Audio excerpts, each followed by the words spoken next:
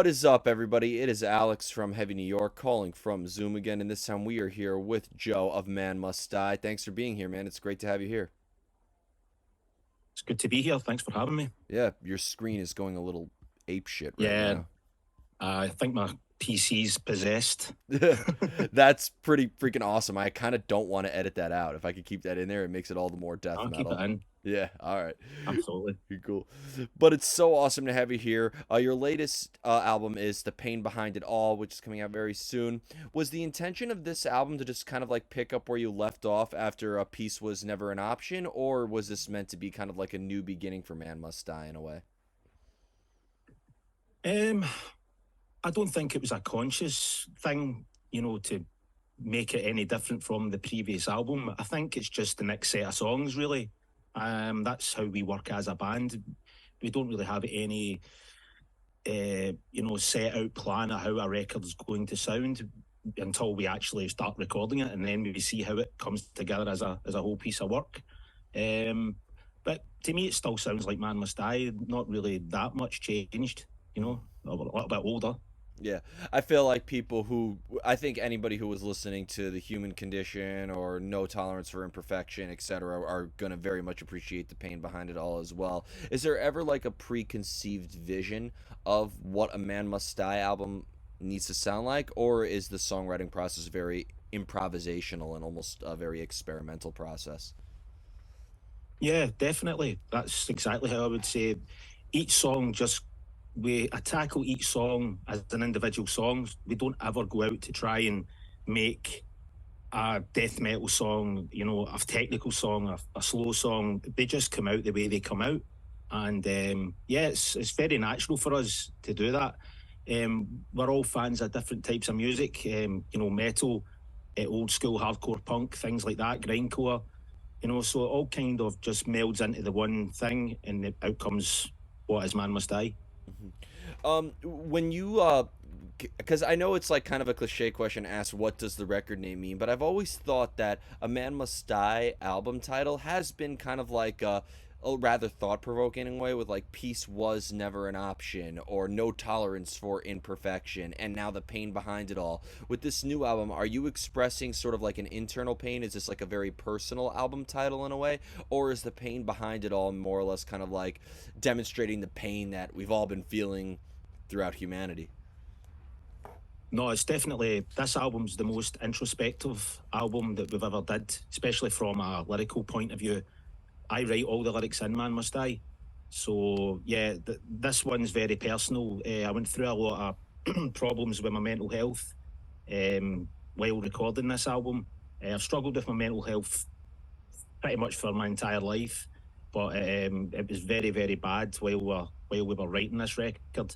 So a lot of the subject matters in the songs were less looking out the way and more looking in the way. So yeah, it's definitely it's a bit of I wouldn't say it's a concept album. It definitely isn't a concept album, but there is a theme of sort of mental health issues and struggling with those types of things. Yeah. Does this album now, would you say that this resonates with you in a different manner than an album such as Peace Was Never an Option or Start Killing in a way? Like, is this more or less because it's so introspective that maybe we're gonna see sides of you as a vocalist that we haven't seen in the previous albums? Yeah, I mean, obviously those albums, when we put out the first album, I was 25. I'm now 44 years old. So I'm twice the age I was when I put out the first album. So everything's different, 20 odd years of life has happened. So that's going to affect how you write songs. Obviously your personal experiences, you put them into the music. And we've always been like that in Man Must Die, even going back to the second album. There's introspective stuff on there as well. It's not all about war and things like that. There's a lot of songs that are dealing with personal issues, and I think all of our albums since then, including the new one, all have that common thread running through them because, like I said, I write all the lyrics, so it's basically a blueprint of where I am. Every album is kind of a blueprint of where I am mentally at the time of writing it and recording it. So Hmm. hopefully that answers your question. As the vocalist, have you always needed to hear the music to come up with lyrics, or could maybe like a specific subject matter that you have in mind help influence the sound of the music itself? Like maybe are we seeing different sides of Man Must Die musically coming for into a more personal spot? Well, a lot of people don't know this, but I write a lot of the music in Man Must Die. I have done pretty much from the beginning. So a lot of the time, if I come up with a song, I basically, the new record, I pretty much wrote the whole record myself in isolation and then gave the songs to the guys to learn. So I always starts with a riff for me. So I'll get a riff, it'll have a sort of vibe. And from the style of riff, I can usually determine when I start putting the song together, I start to get a vibe of what kind of lyrical context it'll have. Like the single that we released, "The Pain Behind It All," that was a very dark, brooding, sort of claustrophobic sounding musically. So obviously, I picked a subject matter that was a little bit more darker and introspective, and I definitely, yeah. I mean, I do little different things vocally as well, but nothing I haven't done in the previous albums. So nothing. There's no Kill Switch Engage fucking singing. Hey, I love Kill Switch Engage, man, so I wouldn't be I like opposed. I like their first two records, but yeah. um, but what I find out rather interesting is because I think you do put a lot of thought into your lyricism. I feel like Man Must Die is almost like if you want to call yourselves grindcore, death metal, whatever. I feel like you do have like a very thought provoking aspect within it. Within it, I feel like grindcore is mainly just going full on into it, no questions asked. Where I feel like is that you provide a just as brutal of a sound that provokes thought. Do you want your lyrics to be open to interpretation, or do you try to maybe have the listener be just as engaged as the lyrical subject matter as the music itself? No, I like people to take their own interpretation from it. A lot of the time, my lyrics are very, very on the nose, so to speak. You know that you pretty much know what I'm talking about. There's not a lot of black and white, but I mean, it's totally cool if people want to take that and put their own thing on it. Then that's totally cool. That's just as important as the messages that I'm putting into it personally. So yeah, I mean, to be honest, we have a lot of feedback from our lyrics, and I think that's quite uncommon for the style of music that we play because it tends not to be very personal subject matters in death metal. It tends to be, the usual fucking gore, chopping people up, or nuclear war and stupid shit like that. Whereas I don't find any interest in any of that because I come from the hardcore punk scene, and I like death metal, old school death metal, but I'm more of a punk. So I think my lyrics are more in tune with that than they are with death metal and metal in general. Well, I think taking a very personal approach, especially expressing elements like mental health, if people didn't know Man Must Die, they would think maybe like they wouldn't think that that's even a punk rock thing. I feel like punk is very like political oriented and it has a lot of attitude behind it. Yeah. And then death metal, as you're Mhm. right, it is fairly fantasy oriented, whether it's singing about gruesome horror imagery or Satanism or anything like that. So I feel like in a way you kind of like have a rebellion for both the grindcore death metal side and the punk side. Yeah, definitely. I mean, I don't know if that works in our favour. We're maybe too punk for death metal people, and we're maybe too death metal for people like hardcore punk. So, but I think ultimately we are Man Must Die. We are that band. We don't try to fit into any genres because that's pointless. We write music because we love the music that we write, and that's it. It's all about the music. And I get really tired of people saying that we're a tech death metal band because I don't think we are. I mean, it's cool if people think we are and stuff, but I think you open up that whole can of worms and you get people saying, "Oh, they're not very technical." We never fucking said that we were very technical. It's other people saying that about us, so we try to just distance ourselves from that because I don't really think we have much in common with the technical death metal thing. That's something completely different to me, anyway. Personally. That just means that they think you're very smart because that's that is so. But But like, Oh well, I'll take that. but yeah, it's funny that you mentioned that because like there's so many different like subgenres now. I actually don't mind the subgenre thing because I like how it invokes a lot of discussion and that it invokes a lot of people being inquisitive. Like, look, as obscure as a certain subgenre could be, it always makes people say, "What the hell does that sound like?" And they go and discover a band labeled that way. So I Yeah. don't have a problem with it. But I think in the end, you're right. "Man Must Die" is just "Man Must Die." Well, thank you, because that's all we ever wanted to be. I mean, I think if more bands, I think maybe just were a little bit more honest in themselves and try to write the music that they want to write rather than pander to a specific crowd of people. Like I think personally, some bands choose a genre and write for those fans, whereas we don't do that. We just write the music that we write, and if people like it, then that's a bonus. Yeah. But at the end of the day, it has to please us before it'll even go out, because what's the point otherwise? There's about a million blah, blah, blah, blah, technical death metal bands, and I mean, do we really need another one?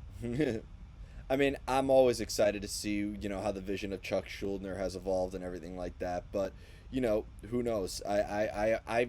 Through all the years of loving metal, I've learned, have we heard everything? I've never asked that anymore because there's always Yep. going to be something that sort of pushes Yeah. the genre.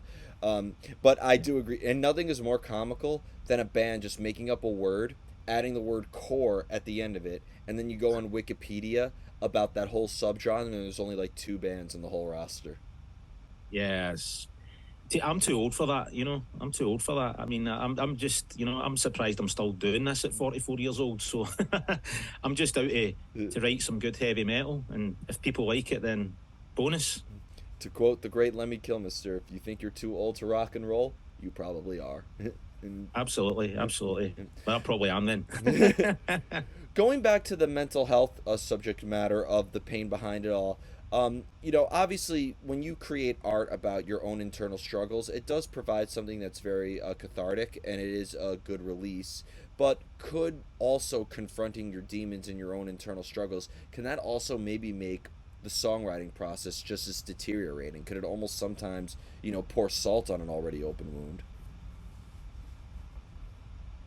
I think it should pour salt on the wound. I don't think writing music should be comfortable at all. I don't, if you're writing music and you're sitting smiling about everything you're writing, I think there's something wrong. Music's supposed, well, for me at least, music's very personal to me. So, if I'm really putting my soul, my heart and soul into a song, expressing how I feel, mentally or whatever, then, I think it only makes a song better. I mean, I like I said, I think sometimes metal now is a little bit soulless for me anyway. I mean, I don't really hear much nowadays that, you know, evokes any real feeling in me other than, like going back to the whole technical thing. I mean, how much more technical can things get?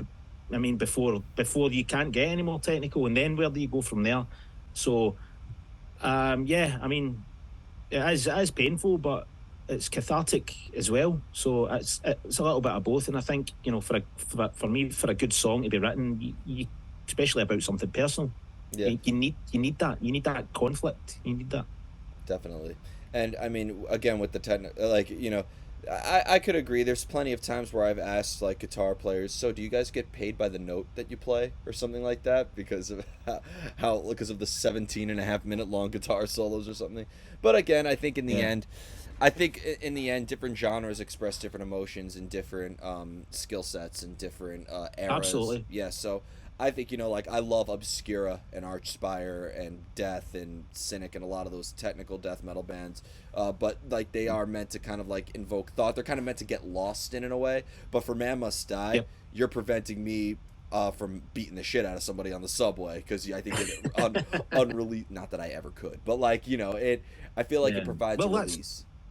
that's exact. Well, you hit the nail right on the head. That's exactly what and we intend Man Must Die to be. It's supposed to be, if anything, aggressive. It's aggressive, and it's got to be aggressive. It's got to be catchy without being cheesy, and hopefully thought provoking as well. So for me, that I've done my job. If it makes you want to go and punch somebody's fucking face off, then good.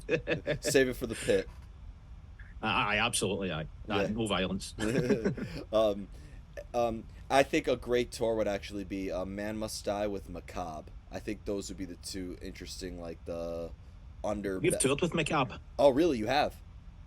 Yeah, In the yeah, we States? toured with those guys. Yeah, but it was about, right, well, 2000. I'm going to say 2007. Okay, We did a European tour with them. Yeah, nice guys. Yeah, I was 13 when that tour happened, so I sadly couldn't make it.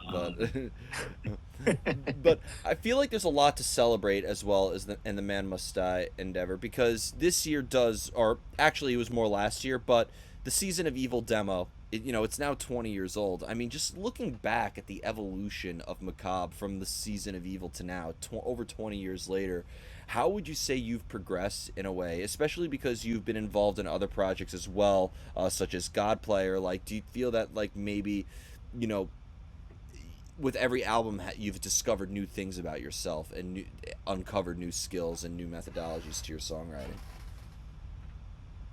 Definitely, because I mean, the first album, Start Killing, when we did that, um, Man Must Die was my side project. It was me and Alan's main band was God Player, the band that you mentioned, which was a kind of very, very early metalcore type band when it still had the hardcore in it, and it wasn't, it still had that kind of hardcore edge to Saw it. some Glassjaw in there. Yeah, stuff like that. But yeah, Man Must Die was basically, it was Alan's idea to do a side project. It was supposed to just be a bit of fun. And obviously I liked, like Carcass and Cryptops and things like that, as well as all the other music that I liked. And I thought, yeah, let's do this. It'll be a laugh. But but it ended up, when we did that demo, people went fucking crazy. It was like, it totally blew up, and like, I wasn't taking it very seriously at the beginning because God Player was my real band. So I was like, all right. So they then did the first album, and the lyrics are very death metal-y deliberately on that first record, because again, I wasn't really taking it seriously. I mean, I was taking it seriously in the sense that I wanted it to sound good, but I was thinking, right, one album and that'll be it. But then after the first album, we gained more traction, and then Relapse wanted to sign us, and then I started to take it very seriously. So you can see the lyrics change from the first album to the second album. They definitely become more thought-provoking, maybe, or a little bit more social commentary, rather than the first record, which was a little bit more like me having a little bit of fun, doing stupid Cannibal Corpse type lyrics and shit like that. But yeah, it's a long way to answer your question. Yeah, every album, it seems to just be a progression naturally. Like I said before, I'm 22 years older now than I was when I did the album, the demo. So I'm not the same person I was back then. None of us are, and it's only me and Alan that are the two original members left from the demo days. And me and Alan wrote everything right from the beginning of the band up until now. So that's why I think the band had that. Some bands tend to suffer when they lose members. I don't think we did, because the two main writers have always been in the band together. So yeah, it's just an evolution, really. Absolutely. Yep. Absolutely. And I do think, like, maybe we could get a Start Killing anniversary tour, though, because I do think that Start Killing does have a lot of the debut charm, as I like to call it. Oh, absolutely, yeah. Oh, yeah, it's fun. It's good fun. Definitely. That's the review of the album. Good fun. It's good fun. Good evil fun. Good evil fun. And the final question I wanted to ask you, and because you brought this up earlier, and I love having this conversation, is because you mentioned that you were more into punk as you were with metal, and that's not something, I've heard that plenty of times before, whether it be Derek Green from Sepultura or Randy Blythe from Lamb of God. A lot of musicians have had more of like a punk rock background before going into metal. But for me, I never really understood how somebody who liked punk rock and hardcore could not like metal, and vice versa. To me, they're both very brutally honest, in your face, no punches pulled. uh, Yep. styles of music. So like, to me, what is the ultimate difference between metal and hardcore? The only noticeable difference is maybe the lyrical content, but that's about it. I don't know, because it's kind of a hard question for me. When I started getting into music properly, I started getting into music in the mid '80s, really, really young, and I started getting into bands like Queen and stuff, because I was like 7 years old and stuff like that. And Queen are still my favorite band, so that'll probably be a shock to a lot of people. They're one of the best But bands yeah, ever. with me, it was it started off with rock, and then it went to Appetite for Destruction came out. I got that when it came out when I was a kid, and and then it just snowballed from there. And then so I was into rock first, and then I started round about the kind of early '90s. Obviously I was into like thrash metal and stuff like that, but then I started to get into like Minor Threat, like Fear, the Bad Brains, Discharge, the Exploited, all that type of stuff. So I liked both, but I tended to relate more to the punk side of things lyrically and emotionally, than I did the metal stuff. Because, like you said, a lot of the metal stuff was very, it was either Dungeons and Dragons, which is fine. There's nothing wrong with that, or it was all about fucking nuclear war if it was thrash metal, or cutting up people if it was Cannibal Corpse. So yeah, it just kind of it just made sense, that progression. But as time went on, I still liked metal and stuff like that. But for me, hardcore just felt truer to me. Like in an emotional level, it just felt more like that was more me. But I loved the heaviness of metal and stuff like that. And like I was saying, like I loved Carcass and Napalm Death and all the thrash bands and stuff like that. But there was just something that grabbed me about the hardcore side of things. But I think for a lot of folk, it's either one or the other, which I think is stupid, because music's music to me. If I like everything from Ice Cube to fucking Cryptopsy, and everything in between. If it's good music, it's good music. But Yeah. I think a lot of people in the metal scene, and probably the hardcore scene as well, are very narrow-minded, and they only see one thing, and that's maybe in a social group where they feel that they can't say that they like this, or they can't say that they like that. Whereas where we grew up, punk, metal, death metal, grindcore, hip hop, everybody liked that type of stuff. So nobody felt, like strange for saying that they liked it. In fact, it was the opposite. If you were in my friend group and someone said I only like death metal, they'd get the fucking piss ripped out of them. Do Yeah. you know what I mean? Well, Just, yeah. I mean, look, there's been plenty of times where I would ask musicians, "Oh, let me guess what your favorite band is. The band you sound exactly alike, or something like that." And like, I think in America it's gotten a lot better now. I've noticed. I spoke with like a lot of, I've spoken with people in the hardcore scene, whether it would be Agnostic Front or Sick of It All or Inhuman or two whatever. brilliant bands. Yeah, and Yeah. then like they've said, yeah, like that whole punk against metal thing is over. Like there's so much colluding. Like when I was at Louder Than Life Festival in 2019, I saw Ice Cube play before Godsmack and Guns N' Roses, and Well, there you go. the audience was going equally crazy for all of them. So I think in the end, it's becoming more and more genreless. Absolutely. I think that's got a lot to do with the internet, the access to music, because obviously when I was growing up, it was, you know, tape trading. People would copy an album and stuff like that, or you would find out about things through. There used to be a very late night TV program called Raw Power in the UK, and it was on at 3 a.m. in the morning. So that was the only time you would ever see any metal. It was on for an hour, and it was on in the middle of the night. And I used to have a VCR, and I used to time record it, so I'd watch it the next day. So yeah, I mean, to me, it just makes sense for everybody to like kind of everything now. You get people that look completely normal saying that they like fucking Lorna Shore or something now. You know what I mean? I'm just like, right, cool. But back in the day, it was very much it was very much underground, and you really, really had to look for the bands, because they weren't. it wasn't like now. You can go on your Facebook or go on YouTube and, type something in and you've got 1,000 bands, you can check them out.